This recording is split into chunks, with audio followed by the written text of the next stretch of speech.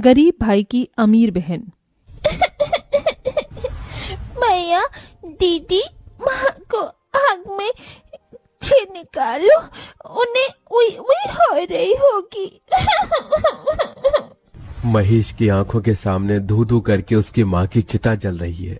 अपनी माँ की जलती चिता को देखकर महेश का मन चीख चीख कर रोने को कर रहा है, मगर अपने तीनों बहनों की सूरत देखकर वो शांत खड़ा है।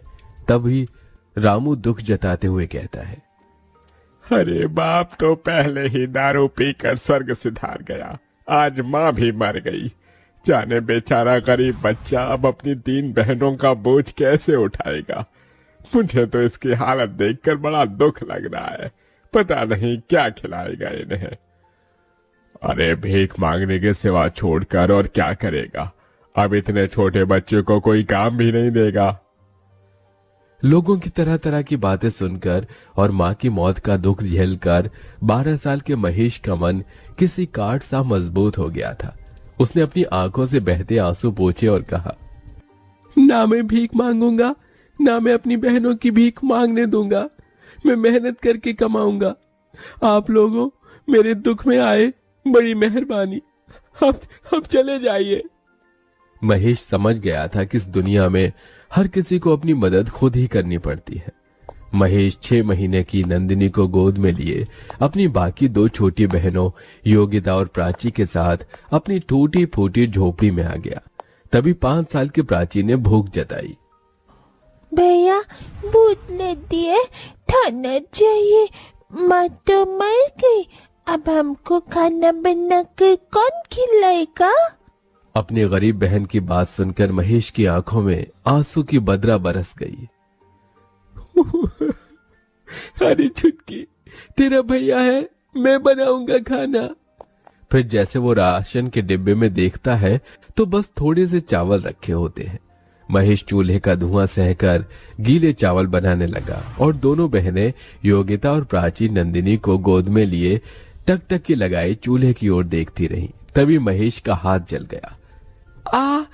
माँ! क्या हुआ भैया, आप ठीक तो हो? योगिता को अपने गरीब भाई से बहुत लगाव था। हाँ बहन, मैं ठीक हूँ। थोड़े से चावल में उसने बहनों को खिलाया और खुद भूखे सो गया, मगर मारी चिंता के उस गरीब भाई को नींद भी कहाँ आई। आज थोड़े चावल थे तो दिन कट गया, मगर मुझे काम ढूंढना होगा। अगले दिन महेश काम ढूंढने निकल गया और लखन से कहा, चाचा, आप जिस फैक्ट्री में काम करते हो वहां मुझे भी कोई काम दिला दो। अरे ना बाबा ना, तुझे काम दिलाकर मुझे जेल में चक्की नहीं पीसनी, जा भाग यहाँ से। महेश निराश होकर दिन भर तपती धूप में भटकता रहा। उसके पैरों में एक चप्पल भी नहीं थी। शरीर पर एक मैला कुचैला जगह जगह से फटा हुआ एक शर्ट। तभी वो लच्छू दास के ढाबे पर आया। मोटा ताजा शरीर और निकला हुआ पेट लिए वो कुर्सी पर पसरा था। अरे जल्दी से ये प्लेट धो, ग्राहक खाने के लिए खड़े हैं। अरे ओ पप्पू, कहाँ गया तू? तभी महेश तवाक से बोला, सेठ जी, मैं सारी प्लेट धो दूंगा, काम की बहुत जरूरत है मुझे, दया करके काम दे दीजिए।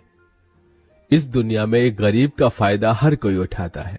लच्छू ने भी महेश की मजबूरी देखकर कहा, देख बच्चे, तुझे दिन भर प्लेट धोना होगा और उसके बदले मैं तुझे 50 रुपए ही दूंगा। अरे आप जो देंगे मुझे मंजूर है। 50 रुपए कमाने के लिए अब दिन भर गरीब महेश ढाबे के गंदे झूठे प्लेट धोता ताकि अपनी बहनों को भरपेट खिला सके। अपनी बहनों को पढ़ाने के लिए मुझे और मेहनत करनी होगी, 50 रुपए में तो पेट भी नहीं चलता। ढाबे के साथ महेश अब हर सवेरे अनाज के बोरी उतारता और पैसे जमा करके बहनों को दाखिला दिला देता है। अपनी हर तनख्वाह से वो तीनों के लिए तोहफे खरीद कर लाता और फटे कपड़ों में रह जाता। इसी तरह 18 साल बीत जाते हैं। फिर एक दिन, नंदिनी, प्राची, योगिता। भैया आ गए आप? ये देखो मैं तुम्हारे लिए क्या लाया हूँ। योगिता, ये तोहफा तुम्हारे लिए। शुक्रिया भैया। और ये संतरी और गुलाबी रंग का सूट प्राची और नंदिनी तुम्हारे लिए। तभी दोनों घमंड से सूट लेने से मना कर देती हैं। भैया हमें नहीं चाहिए ये गरीबों की 2 कौड़ी का सूट। पर प्राची, भैया हमारे लिए कितने प्यार से लाए हैं।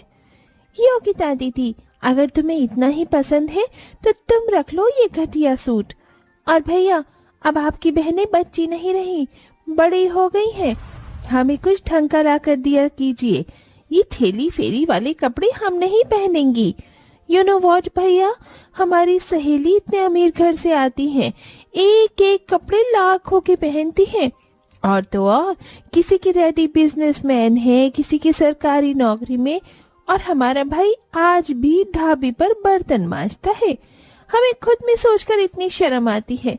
अरे क्या जिंदगी भर औरों की गुलामी करते रहोगे? नंदिनी की इस तरह की बात से उस गरीब भाई के दिल को बहुत ठेस पहुंचती है और बहनों की खुशी की खातिर वो ढाबे का काम छोड़कर अब एक कॉलेज के बाहर समोसे बेचने लगता है। समोसे ले लो समोसे, खस्ता समोसे। बस भगवान, शुरुआत तो कर दी है, कृपा करना काम जम जाए तो फिर बहनों की शादी भी करनी है। तभी कॉलेज से निकलते ही नंदिनी और प्राची अपने भाई को देखकर तिलमिला जाती हैं और घर आकर महेश को सुनाती हैं। भैया, पूरी दुनिया में आपको हमारा ही कॉलेज मिला था समोसे बेचने को। प्राची दीदी, इन्होंने तो कसम खा रखी है हमारी इज्जत मिट्टी में मिलाने की। ये सुनकर महेश रो पड़ा। प्राची, नंदिनी, अपने गरीब भाई को माफ कर दो, मुझसे भूल हो गई। महेश की तीनों बहनों के स्वभाव में बड़ा अंतर था। योगिता महेश के दुख दर्द को समझती थी, जबकि नंदिनी और प्राची घमंडी बर्ताव रखती थी। कुछ दिन बाद महेश ने योगिता की शादी एक गृहस्थ परिवार में कर दी। देख माँ, आज इस गरीब भाई ने एक बहन का घर बसा दिया। योगिता भी खुश थी। वहीं प्राची और नंदिनी ने कहा, भैया, आपको हमारे लिए रिश्ता देखने की कोई जरूरत नहीं, क्योंकि हमने अपना जीवन साथी चुन लिया है। पर लड़का कौन है, क्या करता है? चिंता मत कीजिए भैया, वो योगिता दीदी के पति की तरह चपरासी नहीं जिसे आपने पसंद किया था। देखिए भैया, सारी जिंदगी तो इस गरीबी के सिवा आपने हमें कुछ दिया नहीं।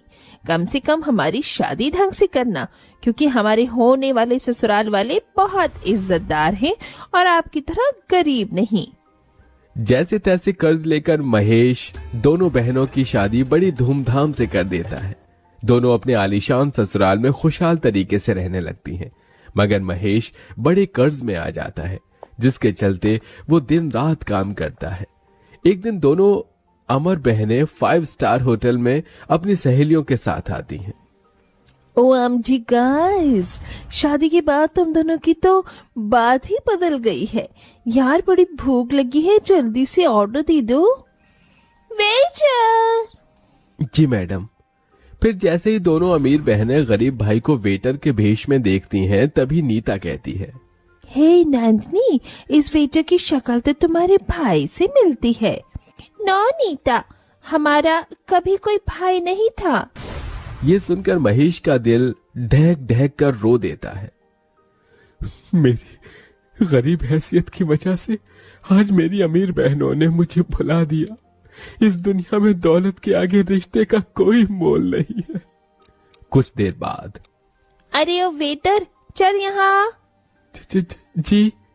तभी प्राची अमीरी की ऐंठ से अपने पर्स से पैसे निकालकर महेश के हाथ में थमाती है। ये लो, टिप समझ कर रख लो।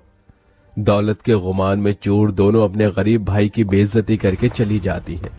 उस दिन से महेश अमीर बनने का ठान लेता है और वक्त ऐसी करवट लेता है कि महेश कुछ ही सालों में बहुत अमीर हो जाता है और वहीं उसकी दोनों बहनें बुरे हालातों में पहुंच जाती हैं और दोनों आंखों में आंसू लिए हुए मदद मांगती हुई आती हैं। भैया, क्या बात है, मेरी अमीर बहनों को इस गरीब भाई की याद कैसे आ गई? हमारे पतियों का बिजनेस में बहुत बड़ा घाटा हुआ है, घर द्वार सब कुछ बिक गया। आपने जो काम शुरू किया है उसके लिए आपको 2 लोगों की जरूरत है। अगर वो नौकरी आप हमारे पतियों को दे दे तो बहुत मेहरबानी होगी। मेरे साथ काम करने से अगर तुम्हारे पतियों की इज्जत नहीं जाती तो उन्हें भेज देना। अपने गरीब भाई का दया भरा मन देखकर दोनों का घमंड टूट जाता है और उनकी भटक भी खुल जाती है। दोनों अपने किए की माफी मांगती हैं। भैया, हम दोनों से भूल हो गई। जिस भाई के पाँव धोकर पीना था उसे पूजना था। हमने अपने उसी माता पिता समान भाई को उसके गरीब हालातों में कोसा, मगर आज आपने हमारे लिए इतना किया। थैंक यू भैया। दोनों के आंसू देखकर आखिर बीती बातों को भूलकर महेश अपनी दोनों बहनों को गले लगा लेता है और धीरे धीरे स्थितियां ठीक हो जाती हैं।